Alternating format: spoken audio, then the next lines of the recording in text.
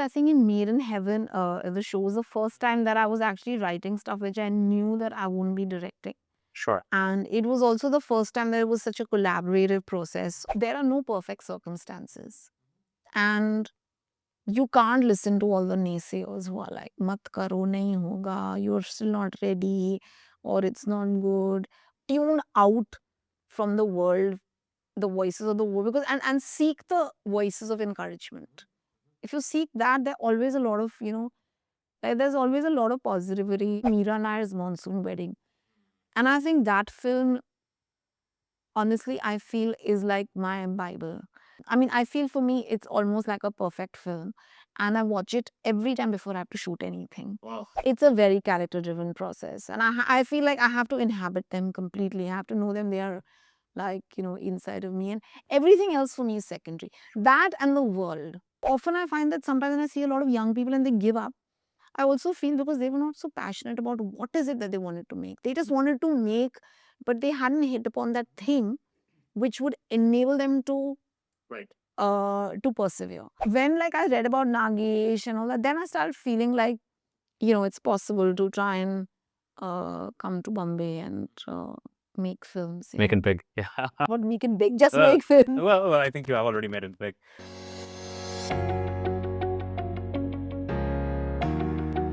What is your writing process like? Do you start from the climax and do you work backwards? Do you work forward? How long did it take you to write Lipstick Under My Burkha? What is your process like overall? I think first, like for me, it all begins with characters. Sure. And I think like maybe the one time when I've tried to write a script which is more plot based and not on character, it has not fructified. I've written many drafts and that film is still not made. Yeah. It's still like, just lying on my computer. Sure. So I think for me, it's important to feel the heartbeat of the characters. And when it's the character, I think the story emerges from the characters. And I'm not like a person who's really into plot and all that. I feel for me like the characters and the world.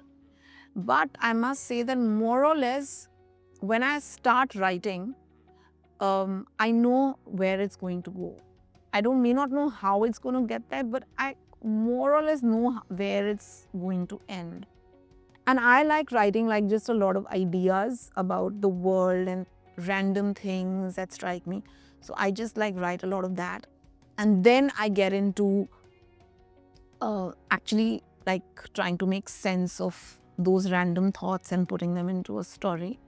And then I do a step outline and then I write the screenplay. So actually what happens is when I start writing screenplay, then I actually don't need that much time to write the screenplay because I go through those. Your thoughts are in place. My thoughts are in place. So then then it's more like it's, and of course a lot of stuff changes also once you start writing the screenplay, but you've done some amount of groundwork. So for me, like I have to know my characters. If I don't know my characters, it's very hard for me to actually write. Yeah.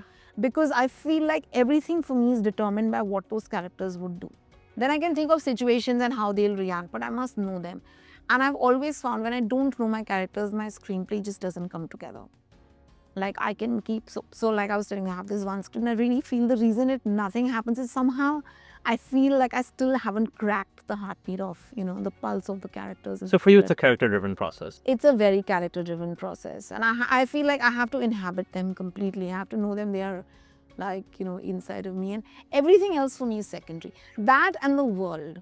Like that world is important. Like what is, how do they exist? Yeah. Who has been your inspiration from Bollywood, if there has been one? To be honest, like when I was growing up, I never thought I could be a filmmaker in Bombay because though I liked watching a lot of mainstream films, I never thought I could make them. Identify with them, yeah. So I think, it's only when I read about Nagesh Kokunur making Hyderabad Blues, and I didn't even watch the film, I read about it in this Sunday magazine. So I read about it and I felt like, okay, it's possible to do something different. And then I saw Mira Nair's Monsoon wedding. And I think that film, honestly, I feel is like my Bible. It's the film that has really, I feel for me, it's almost like a perfect film.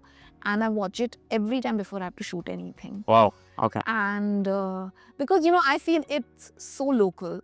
Because having like lived in Delhi and all of that, I feel like I really understand. I mean, it's so authentic. Sure. And yet it's so universal. And I feel it's so Indian and it's so international. And everything for me just comes together so beautifully, you know.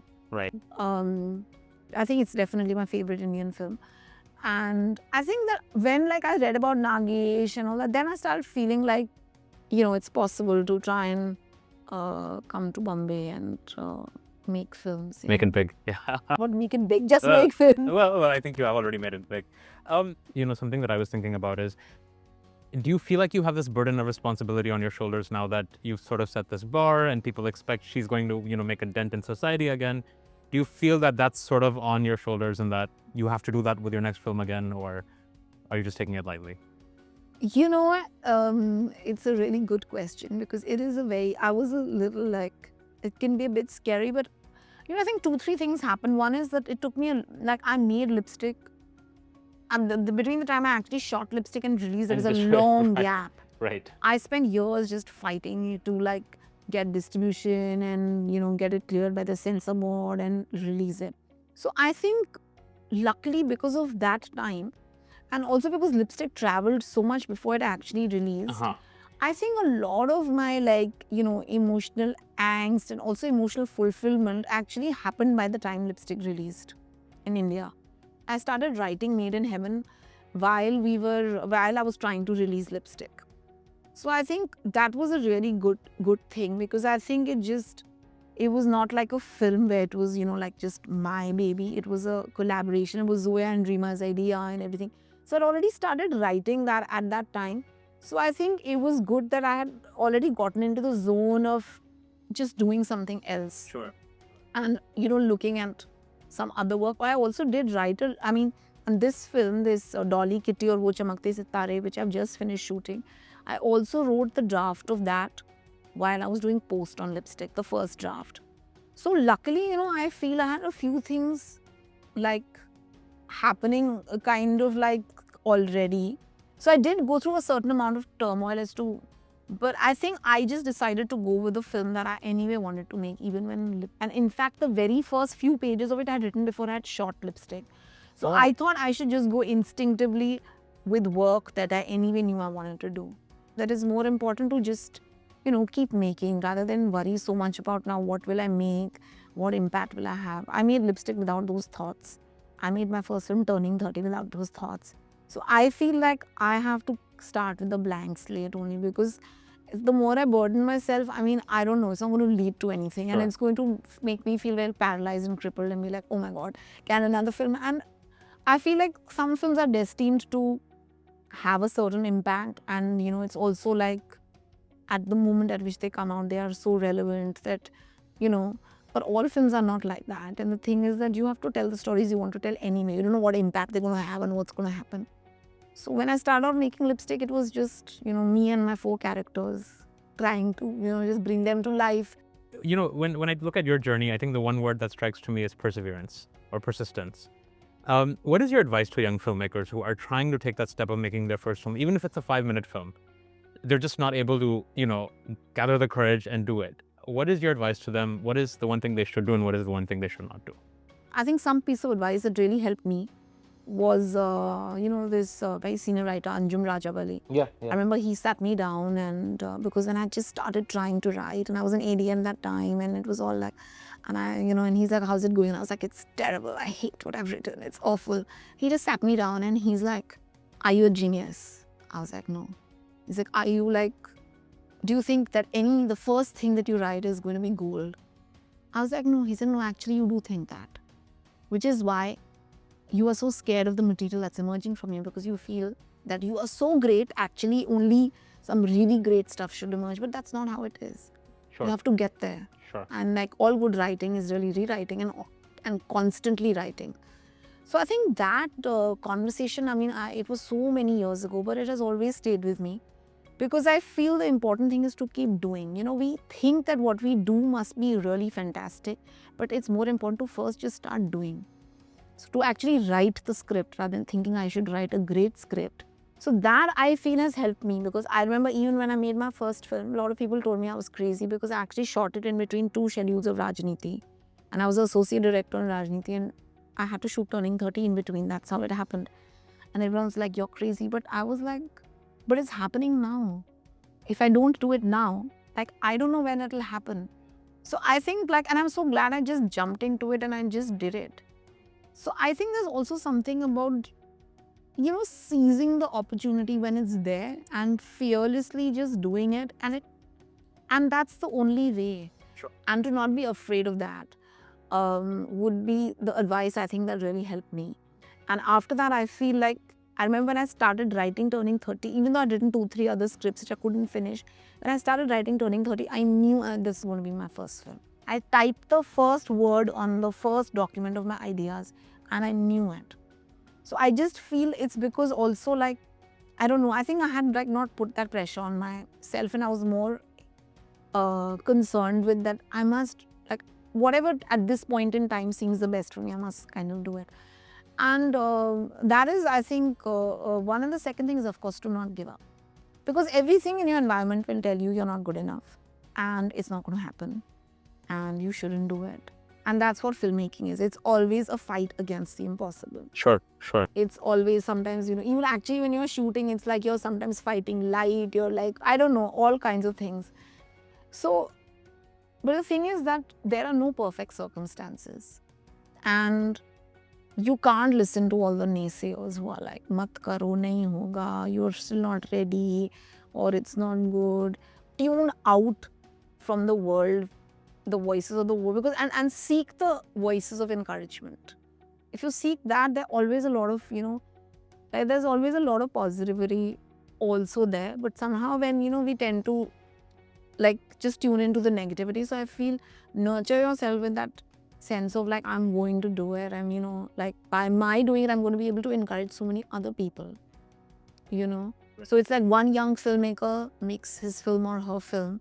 It's lovely because so many other people get encouraged. Sure. So, I think to feel like your work has larger purpose and that, like it's, and also I think we must value our own like stories and thoughts and what we want to make, even if nobody else does. So like you must feel like your baby is precious. Right. Your film is unique. Yeah. Your story is, so find that story which makes you feel like that this is, precious and it's important and it doesn't matter if nobody else thinks so. You should at least feel like that. So often I find that sometimes when I see a lot of young people and they give up, I also feel because they were not so passionate about what is it that they wanted to make. They just wanted to make, but they hadn't hit upon that thing which would enable them to persevere. You write your own films. What is your opinion on writing something and giving to somebody else to direct, or taking what somebody else has written and directing it? Is that something you would ever do? What is your opinion on that process that happens? To a certain extent, I think in Made in Heaven, the show was the first time that I was actually writing stuff which I knew that I wouldn't be directing. Sure. And it was also the first time that it was such a collaborative process of writing. Since, Zoya, Rima and I were writing the show together.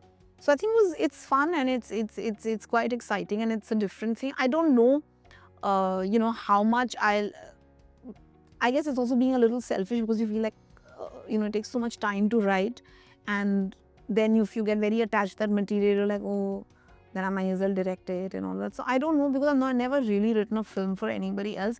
But I feel if at the time I would, and I felt like another person would be better at directing it, I wouldn't mind doing it. And I think as far as directing what somebody else has written, I would be quite open to doing that. But I mean, I don't know. Again, it's not something that has happened yet. I feel like if I connected with the material, it would be okay. But I do think for me that knowingness comes from having created the characters. So I feel like if that were the case, then I would maybe have to be involved with the writing right from scratch. I'm not so sure how it would be if a script just came to me. I mean, then, or I really did connect with it instantly. So Alankrita, any parting thoughts for your fans, for people who are eagerly awaiting Made in Heaven and of course your next film? Anything you'd like to share? Why should we watch Made in Heaven? Tell us that. Well, whatever you can tell us. Let me put it that way. No, I think it's really a fun show. I hear it's I think it's really a wonderful exploration of lots of characters and I think it's beautiful how it kind of unravels, and I feel, of course, weddings in Delhi, and then like seeing the kind of madness and the intrigue behind it, and then I think like as you start watching the show, it just becomes like it's like it becomes more unexpected. So I think we had a lot of fun making it, and I think it is very telling about human beings and life and people, and of course about society in Delhi. Sure. So I think I'm excited for people to watch it. Yeah, excellent. And I think we'll give you our review very soon. What we thought of it. Awesome. Thank you so much, Alankrita. Appreciate your time, and thanks again. Thank you so much. I think it's lovely if a film can create a lot of dialogue and conversation and a lot of thoughts and reflection. So which I feel like a film like Lipstick did do that. Like I had a major problem with a film like Ranjana, which I felt really glorified stalking, without having enough of a critical comment on that. That is not like love, that's like obsession. See, I don't look at films as a tool for learning and teaching, etc. All I wanted is for people to feel like for those 2 hours, they just got to know these 4 women a little bit.